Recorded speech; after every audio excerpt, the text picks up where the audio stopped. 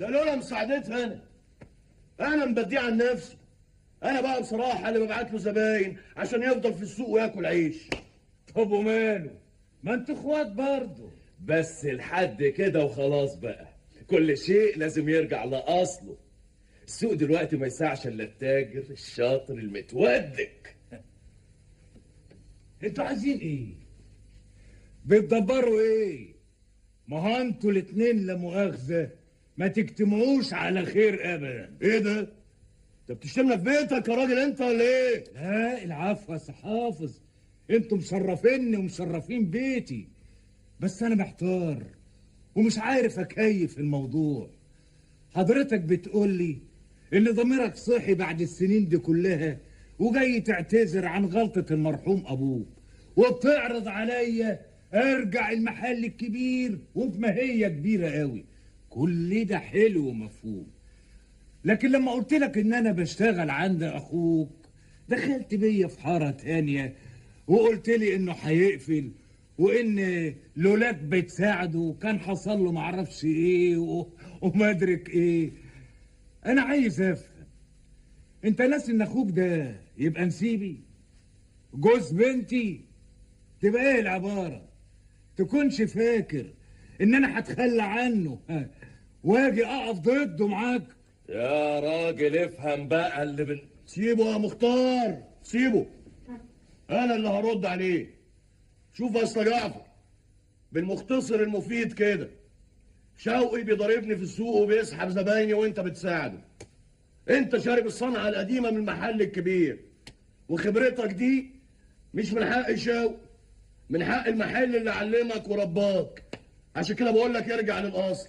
مش عايز كيفك، محدش يقدر يغصب عليك، بس على شرط ما تشتغلش مع شوقي كمان. يا سلام، ومين بقى اللي يقدر يمنعنا اشتغل معاه؟ اقول لك مين اللي حرق المخزن يقدر برضه يحرق ال3 محلات. هي حصلت؟ مش قادر تقف قدام اخوك في السوق؟ عاوز تكر عليه العصبجيه يحرقوا له امواله؟ قول له يبيع احسن له يا جعفر. اسم رضوان مش هيتوزع على 2. بينا يا مختار.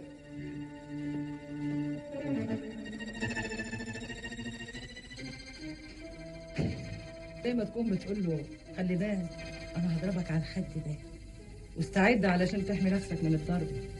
ده ايه العبط اللي انت فيه ده؟ ويبقى عبط فعلا لو انا ناوي احرق له المحلات يا دولة. دي حاجه ما خطرتش في بالي. احرق مالي بايدي؟ امال ناوي على ايه؟ حرب اعصاب يا دولة، زي اللي قرينا عنها في الجرايد. ايام الحرب هتلر فضل مفاهم العالم انه عنده سلاح سري مخبيه في المخزن نمرة 7، ولحد ما مات هتلر الناس فضلت مستنيه المخزن ده يتفتح ويطلع منه السلاح. دي في حد ذاتها خلت العساكر يموتوا في جلدهم الخوف. سلاح ايه وحرب ايه وتخريف ايه؟ ما تتكلم عدل يا حافظ، خلينا افهمك. اخوفه يا دولة، ارعبه، اربي له الخفيف، اخليه يمشي يتلفت وراه، اخليه يجي لي يقول لي حق برقبتي. ده شوق اخويا وانا عارفه كويس، ملوش تقل على المناكفه، نفس قصير، واذا كان راكز فيها دلوقتي فالفضل لعم جعفر، هو اللي شايل عنه الحمل. ده لمم له احسن صناعيه في الكار، سحب من عندنا احسن 3 عندي، عبادي وعبد الصادق واليماني، وكل شيء ماشي عنده تمام، مفيش مشاكل. انما لما تبدا بقى المشاكل واشتغل له في الازرق هيلاقي نفسه كل يوم واقع في مطب. ساعتها هتشوفي شوقي ده على حقيقته، هتلاقيه شوقي الخفيف اللي ما يقدرش يتحمل مسؤوليه.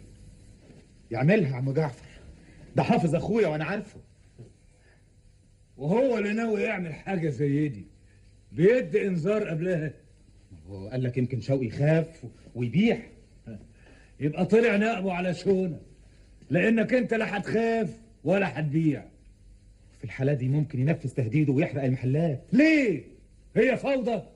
مفيش بوليس؟ مفيش حكومة؟ ما المخزن اتحرق يا عم جعفر والتحقيق اتحفظ. لانك انت حضرتك ما رضيتش تتكلم وقلت اخويا هيترمي في السجن وتبقى فضيحه، وخفت تيجي رجل مختار البرهاني عشان بتعز ابوه، وخفت على ستوته صاحبه القهوه.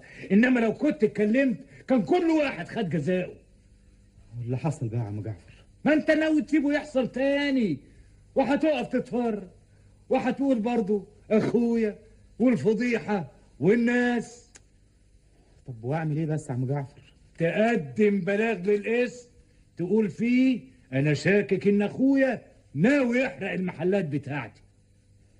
تفتكر انه هيقول لهم ايوه انا كنت ناوي اعملها فعلا؟ لا، هينكر طبعا.